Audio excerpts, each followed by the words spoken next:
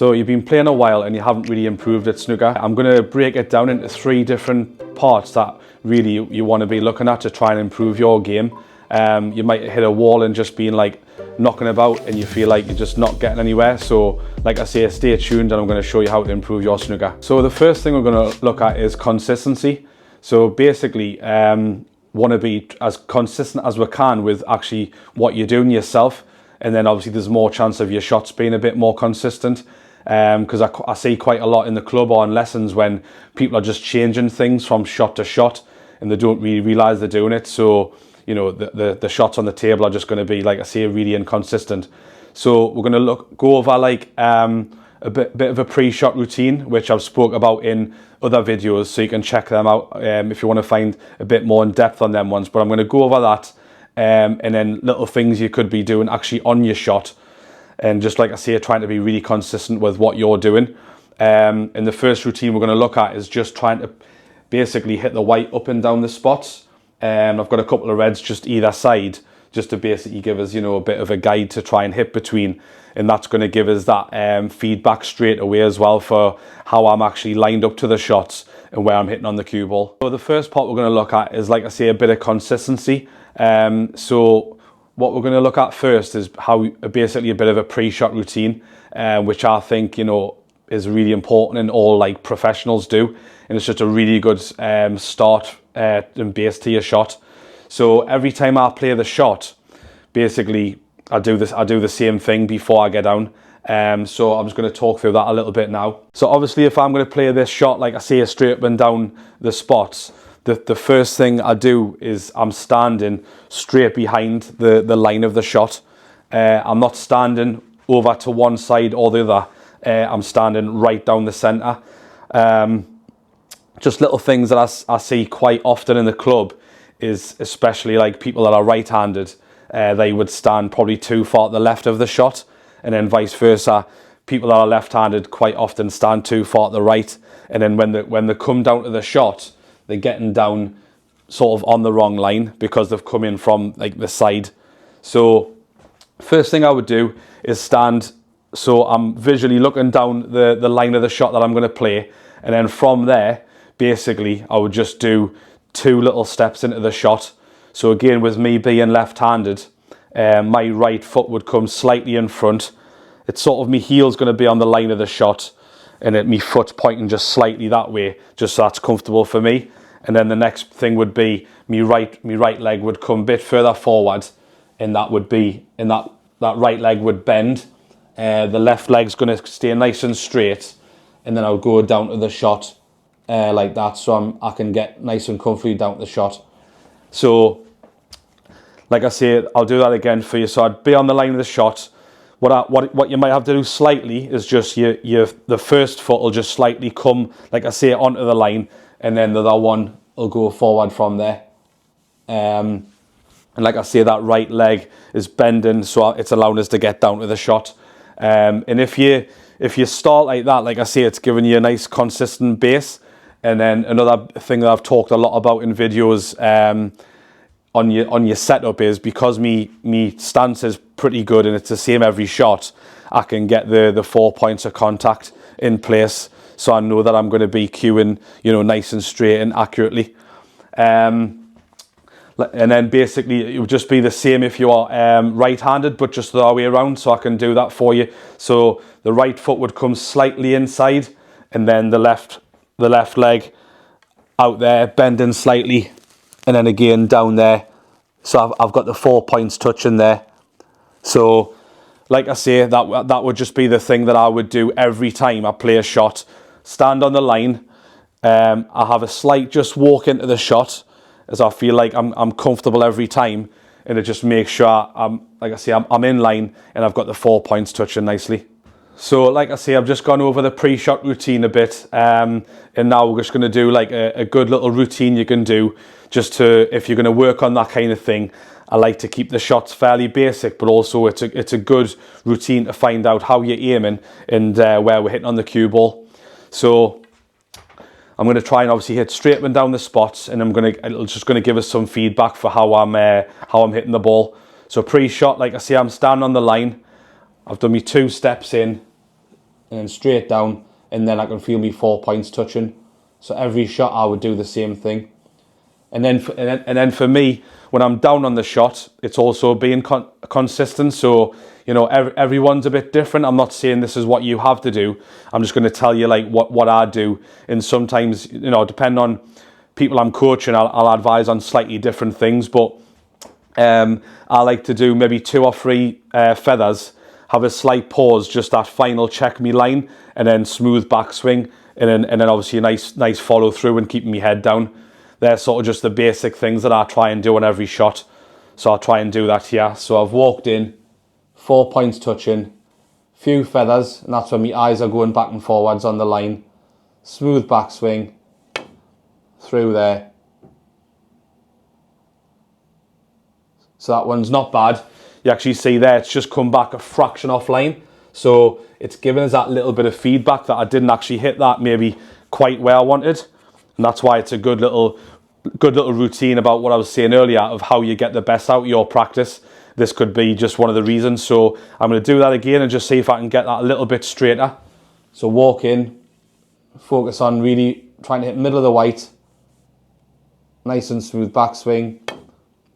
Follow through. And that one's coming a bit straighter. Yeah, back towards me tip. So that was a bit better again. So like I say, every time I do this, nothing's really changing with what I'm doing. Obviously, just sometimes, as you can see, because we're not robots, we're sometimes going to be either slightly offline or just slightly hitting the wrong part of the cue ball.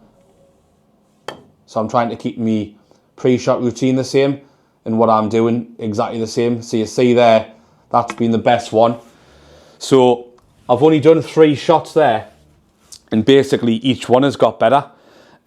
So this is the whole point of, like I say, this video is about if you feel like you're not particularly improving, or you're just not sure what to practice and get the most out of your time, this is the kind of stuff you want to be looking at. So if you give that a try and you're doing, say, like 8 good ones out of 10, then obviously, you know, you're doing quite a few things right, and it's giving you that feedback that, like I say, your technique's in a decent place.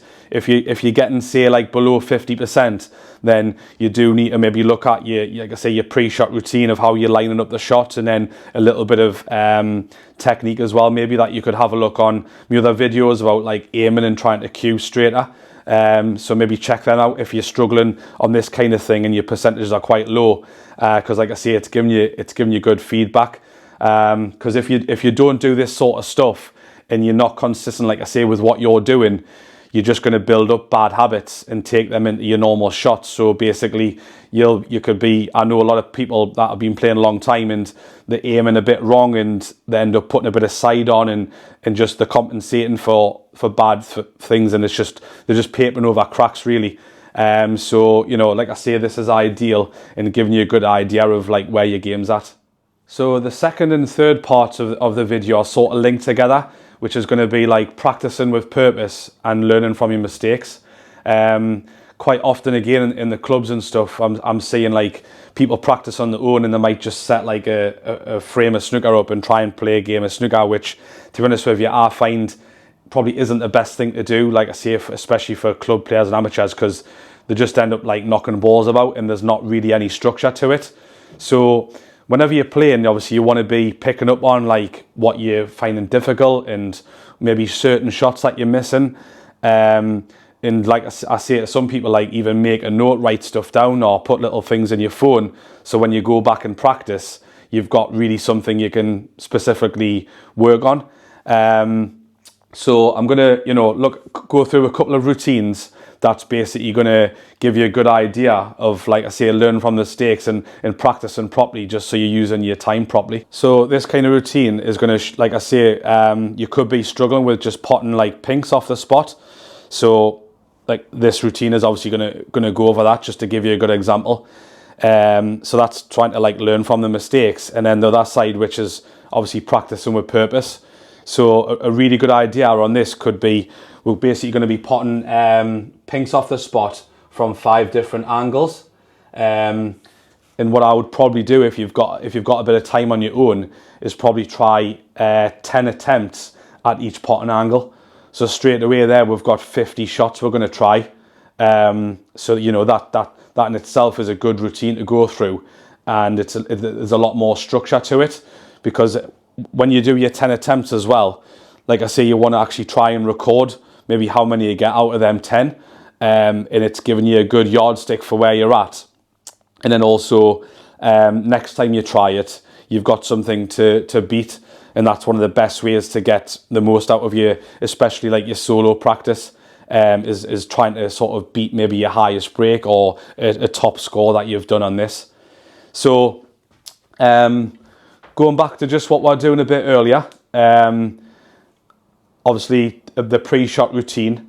So I'm standing from my point of view, visualizing the full line of the shot from standing up. I'm going to walk in, do my consistent cue action of I'll do like 2 or 3 feathers.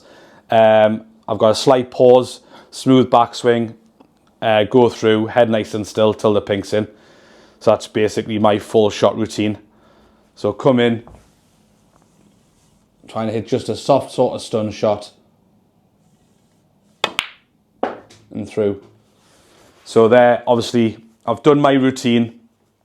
I've tried not to put any sort of side spin, obviously, on that shot. I've just tried to line up as good as I can, trying to pot the pink right in the middle of the pocket.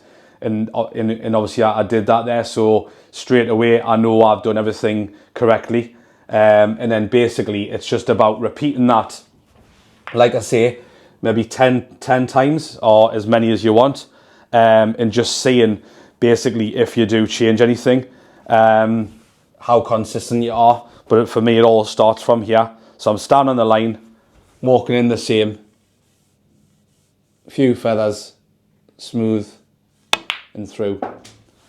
So basically what you should find is, like, to me there, both them shots felt very, very similar. And that's why the ball's obviously going in the pocket.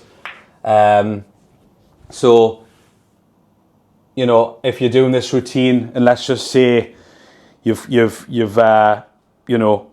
come in, you've thought you've done everything correct, and maybe you've missed the ball, yeah. What's also massively important is, don't just, you know, react to that and think it's a bad shot. I know you might be disappointed, but you've got to learn from it and think, right, well, the first thing is, which side of the pocket did that ball miss on? Because quite often people miss a shot and the emotions take over, and they don't really, how can you learn from your mistakes if you don't know which side of the pocket that red missed on? So obviously I've missed that red to my left, to the side cushion. So the next shot, I would just be sort of aware of that in the back of my mind. I wouldn't maybe feel like I'm making a massive adjustment as such, if it's just a one-off shot. But if it's happening over and over again, then obviously it means you're doing something slightly wrong. So that could be obviously that you're aiming slightly to the right of the centre of the red, so it's going to fire that way. Or obviously you could be putting a little bit of side spin on, which is causing the ball to go offline as well. So like I say, this kind of stuff, it's perfect for getting that feedback and practicing with purpose.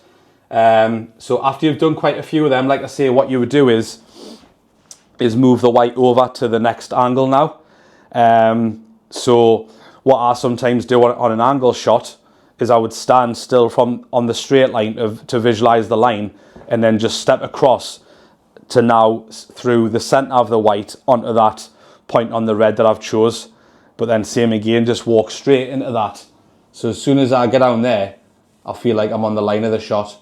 Few feathers, back and through. Nice and still till the ball's in the pocket. And like I say, just work through each one. Obviously, that, you know, if you move it across again, the shot's just getting slightly thinner.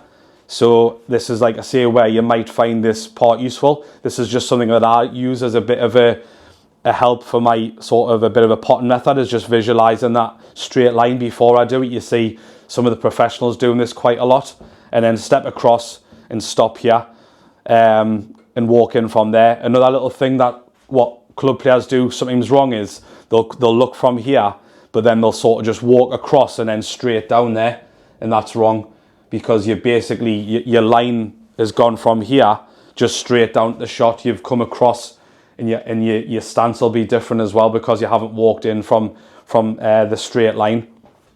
So like I said, this would be wrong. So if I was here and come straight down there, that would be wrong. So I'm on the wrong line there because I've come in from the side of the shot.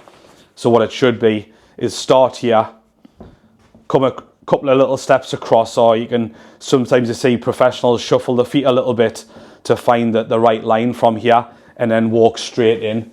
So basically when I've walked in there now, I feel like I'm on a better line.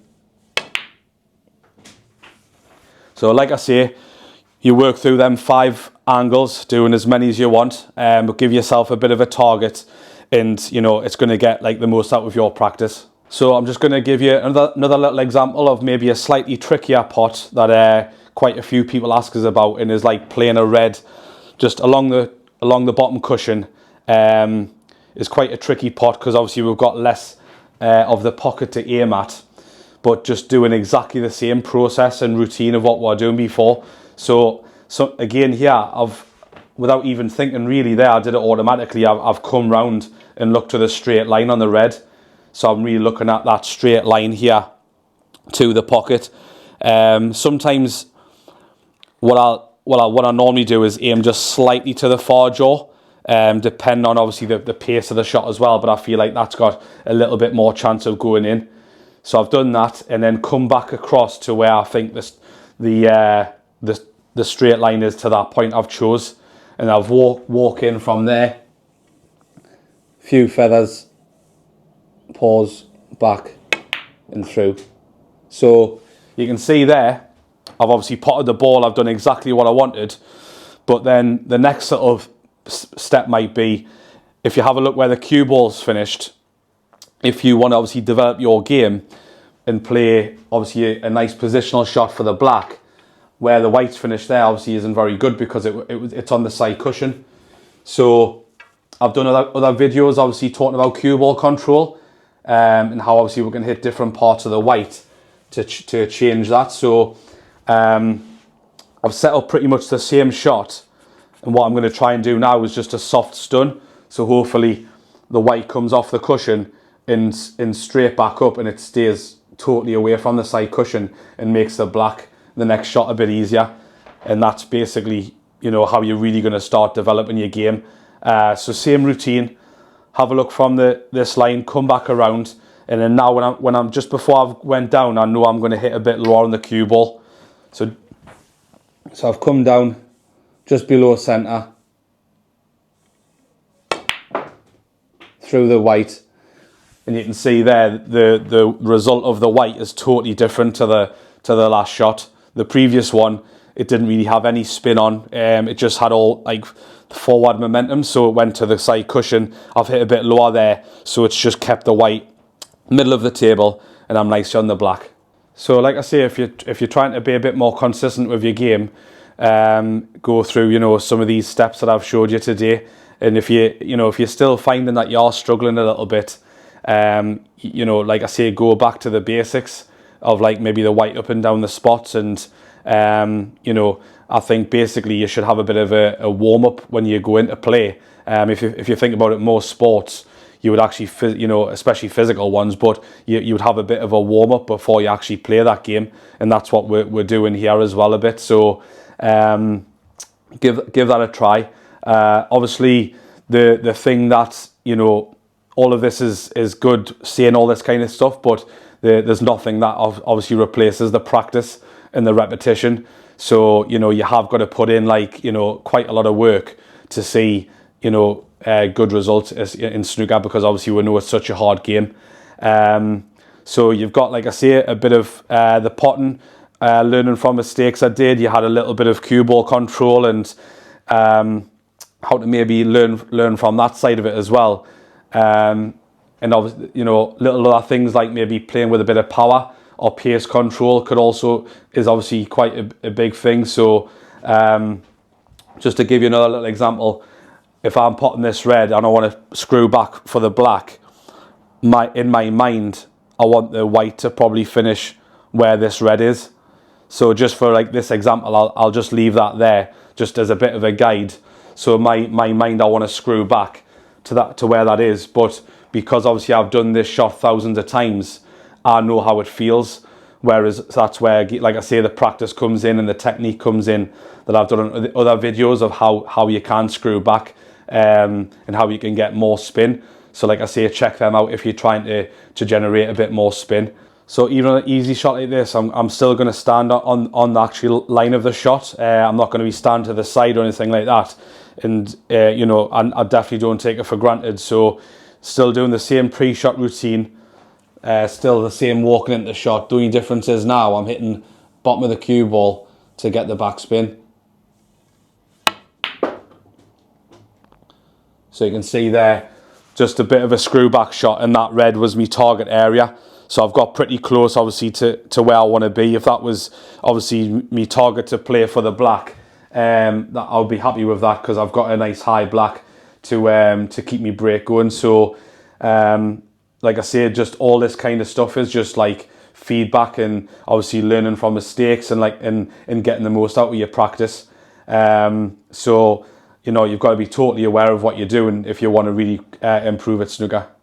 So I hope a few of them sort of routines and tips have give you, you know, some good ideas about how you can be consistent with your game. Like I say, it's about being consistent with yourself. Then you've got much more chance of being consistent on the table, not just going in and just hitting balls about for a couple of hours. You know, that's not going to improve your game. You're just going to be going through the emotions and not really getting the best out of your time. So, you know, give that a try. As usual, let us know in the comments how you're getting on. If there's any certain areas you're struggling with, I can maybe address that in a different video. And as usual, make sure you subscribe to the channel to see all the future content.